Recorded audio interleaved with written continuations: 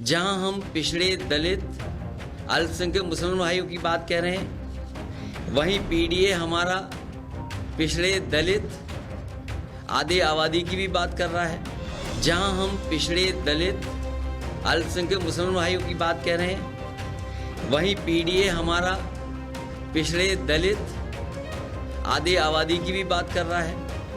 2024 की बिसात पर वैसे तो सभी दलों ने अपनी अपनी बाजी चलनी शुरू कर दी है। बीजेपी से लेकर विपक्ष तक सभी अपनी तैयारियों को धार दे रहे हैं। वहीं विपक्षी इंडिया गठबंधन के सहयोगी समाजवादी पार्टी की बदलती चाल आजकल सियासी गलियारों में चर्चाओं का सबब बन रही है।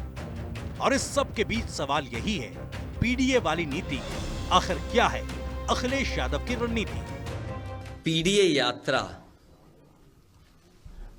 इसमें सब शामिल हैं। कोई ऐसा नहीं है कि जो अलग हो रहा हो इससे। जहां हम पिछड़े, दलित, अल्पसंख्यक मुसलमान भाइयों की बात कह रहे हैं, वहीं पीडीए हमारा पिछड़े, दलित, आधी आबादी की भी बात कर रहा है। वहीं पीडीए हमारे अगड़ों की भी बात कर रहा है।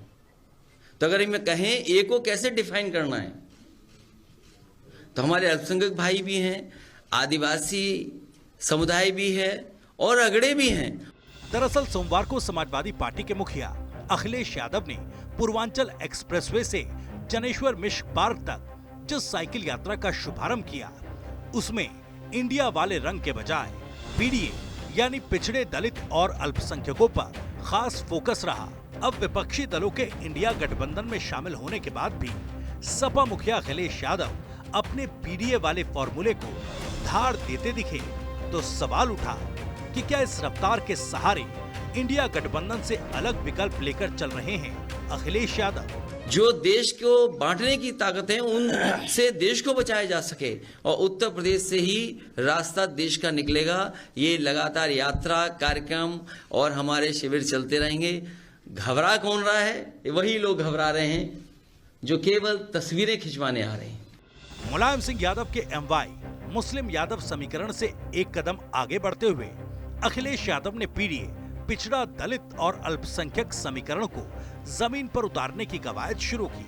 यानी 2014, 2019, 2017 और 2022 के चुनावी प्लान से इतर 2024 में पीडीए का प्लान क्या बीजेपी के प्रभाव को प्रभावित कर पाएगा? किसी को घबराने की जरूरत नहीं है। पीडीए यात्रा पहले से चल रही है। लगभग 5000 किलोमीटर ये छात्र, नौजवान और पार्टी के संगठन के लोग चल चुके हैं। 100 से ज्यादा विधानसभाओं में गए हैं। कई महत्वपूर्ण लोकसभाओं से होकर के आ रहे हैं। ये पिछले कई दिनों से चल रहे हैं और आखिरकार ये आखिरी में यात्रा 22 नवंबर से पहले सैफई और इटावा में खत्म होगी। बहरहाल अब इसे सपा कांग्रेस में मध्य प्रदेश से शुरू हुई सियासी महाभारत का असर कहें या कुछ और, अखिलेश यादव की इस पीडीए वाली नीति पर सवाल यही है, आखिर क्या है अखिलेश यादव की रणनीति? क्या 2024 में एकला भी चल सकते हैं अखिलेश?